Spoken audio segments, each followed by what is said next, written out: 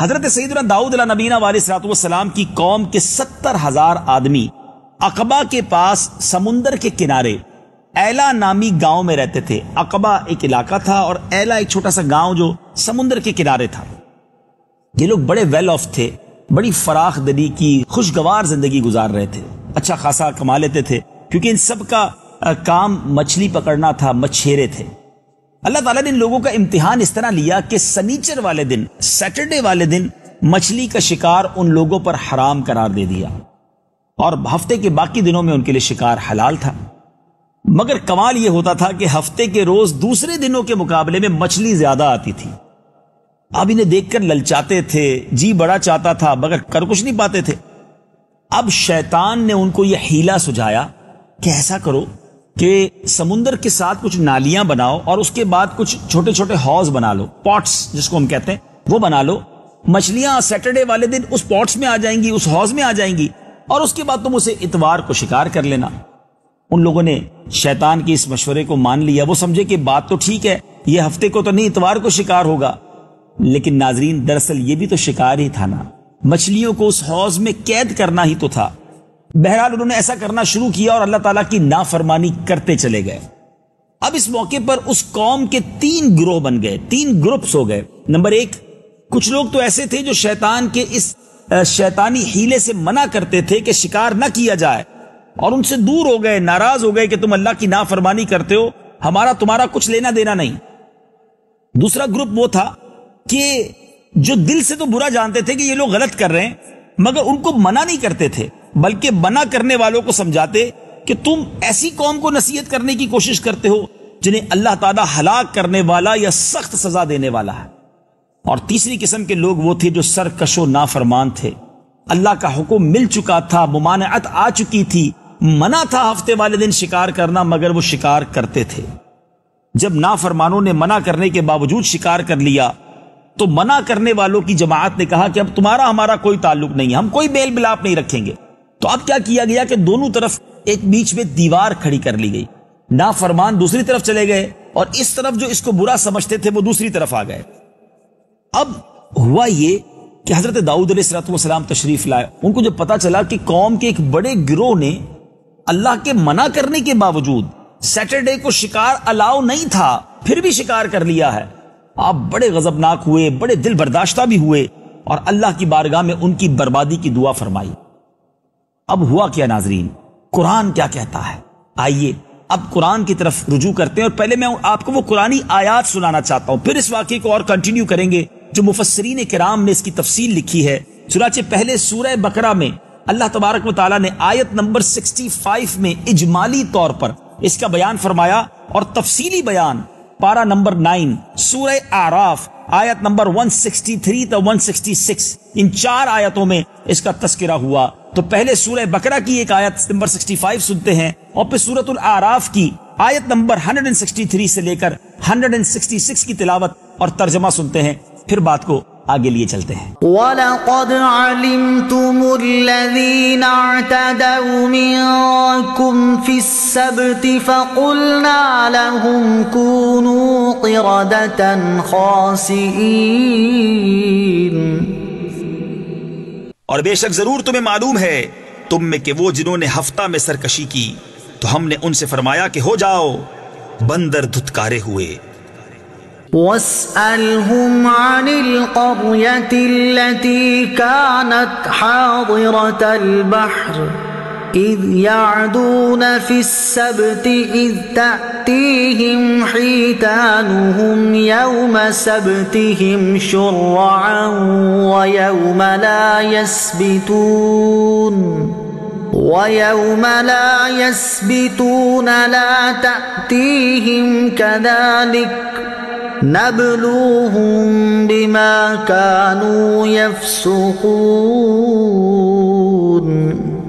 وَإِذْ قَالَتْ أُمَّةٌ مِّنْهُمْ لِمَ تَعِظُونَ قَوْمًا اللَّهُ مُهْلِكُهُمْ أَوْ مُعَذِّبُهُمْ عَذَابًا شَدِيدًا قَالُوا مَعْذِرَةً إِلَىٰ رَبِّكُمْ وَلَعَلَّهُمْ يَتَّقُونَ. فلما نسوا ما ذكروا به أنجينا الذين ينهون عن السوء وأخذنا الذين ظلموا بعذاب بئيس بما كانوا يفسقون فلما عتوا عما نهوا عنه قلنا لهم كونوا قردة خاسئين. اور ان سے حال پوچھو اس بستی کا کہ دریا کنارے تھی جب وہ ہفتے کے بارے میں حد سے بڑھتے، جب ہفتے کے دن ان کی مچھلیاں پانی پر تیرتی ان کے سامنے آتی، اور جو دن ہفتے کا نہ ہوتا نہ آتی. اس طرح ہم انہیں آزماتے تھے ان کی بے حکمی کے سبب. اور جب ان میں سے ایک گروہ نے کہا کیوں نصیحت کرتے ہو ان لوگوں کو جنہیں اللہ ہلاک کرنے والا ہے یا انہیں سخت عذاب دینے والا، بولے تمہارے رب کے حضور معذرت کو اور شاید انہیں ڈر ہو. پھر جب وہ بھلا بیٹھے جو نصیحت انہیں ہوئی تھی، ہم نے بچا لیے وہ جو برائی سے منع کرتے تھے، اور ظالموں کو برے عذاب میں پکڑا، بدلہ ان کی نافرمانی کا. پھر جب انہوں نے ممانعت کے حکم سے سرکشی کی، ہم نے ان سے فرمایا ہو جاؤ بندر دھتکارے، یعنی دھتکارے ہوئے. ناظرین، اب حضرت داؤد علیہ السلام نے دعا کر دی. بربادی کی دعا تھی. کچھ دنوں تک دیوار کے اس طرف والے لوگوں کی آواز نہ سنائی دی تو لوگ پریشان ہوئے کہ برابر والے کہاں ہیں، کوئی اتا پتہ ہی نہیں ہے. تو اب کسی نے دیوار پر چڑھ کر دوسری طرف دیکھا تو حیران ہو گئے کہ تقریباً یہ 12,000 لوگ تھے جو دیوار کے اس طرف جو نافرمان تھے. آلموسٹ 12,000 لوگ تھے، مگر ان کے چہرے مسخ ہو چکے تھے، چینج ہو چکے تھے. یہاں والے لوگ حیران ہو گئے، دروازہ کھولا اور اندر گئے تو دیکھا کہ 12 کے 12,000 لوگ بندر بن چکے تھے. ان کا چہرہ ہی تبدیل ہو چکا تھا. ناظرین، یہ سب 3 دن تک زندہ رہے، نہ کچھ کھا سکے نہ کچھ پی سکے. اپنے رشتہ داروں کو پہچان کر ان کے کپڑے سونگتے، قریب آ کر روتے تھے، مگر رشتہ دار کو نہیں پتا چلتا تھا کہ یہ میرا کون سا رشتہ دار ہے، کیونکہ چہرہ ہی بندر والا بن گیا تھا. اور آخرکار بھوکے پیاسے سب کے سب 3 دن بعد ہلاک ہو گئے. اس واقعے کو قرآن نے بیان کیا ہے، اور قرآن کے یہ الفاظ ڈرا دینے کے لیے کافی ہیں. قرآن کہتا ہے کونو قردۃ خاسئین. اللہ نے کیا فرمایا؟ ہم نے ان سے کہا دھتکارے ہوئے بندر ہو جاؤ، اور وہ سب کے سب ان کے چہرے تبدیل ہو گئے. بظاہر تو ایک بڑی شارٹ سی سٹوری ہے، بڑا چھوٹا سا واقعہ ہے، مگر ناظرین اس میں پیغام کتنا بڑا ہے، اس میں میسج کتنا بڑا ہے. اس قوم نے کیا کیا تھا بتائیے نا.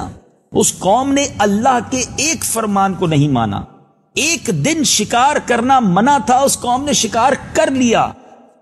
مگر سوال یہ ہے کہ جو قوم ایک اللہ کا حکم نہ مانے، بنی اسرائیل کی ان اقوام پر اللہ کا عذاب آ جایا کرتا تھا، ان کے چہرے بدل جایا کرتے تھے. مگر آج میں اور آپ سوچیں کہ ہم کتنی نافرمانیاں کرتے ہیں. آج کون سی برائی ہے جو ہمارے معاشرے میں نہیں ہے؟ اس قوم نے تو ایک بات نہ مانی نا. آج میں اور آپ اپنے بارے میں سوچیں کہ صبح سے لے کر شام تک ہم اپنے رب عز و جل کی کتنی نافرمانیاں کرتے ہیں، لیکن ہم پر عذاب نازل نہیں ہوتا. کسی قوم نے بدکاری کی تو عذاب نازل ہو گیا، کسی قوم نے لڑکوں کے ساتھ برے کام کیے تو عذاب نازل ہو گیا، کسی قوم نے سامان کو کم تولنا شروع کیا، ناپ تول میں کمی کی، عذاب نازل ہو گیا. مگر آج تو ساری کام ہماری قوم کر رہی ہے نا. ذرا سوچئے ناظرین، یہ ٹھیک ہے آج نبی پاک علیہ الصلوۃ والسلام کی مہربانی کی وجہ سے، پیارے آقا علیہ الصلوۃ والسلام کے ہم امتی ہیں، وہ رحمت للعالمین ہیں صلی اللہ تعالی علیہ وسلم. ان کا کرم ہے کہ اللہ کی طرف سے ہم پر عذاب نازل نہیں ہو رہا. مگر دیر از اے ڈے، ایک دن تو آنا ہے نا جب اپنی کرنی کا پھل بھگتنا ہے، اللہ کی بارگاہ میں جواب دینا ہے. قرآن نے رب فرماتا ہے ثم لتسألن یومئذ عن النعیم، پھر ایک دن تم سے ہر نعمت کے بارے میں سوال ہوگا. ہم کیا جواب دیں؟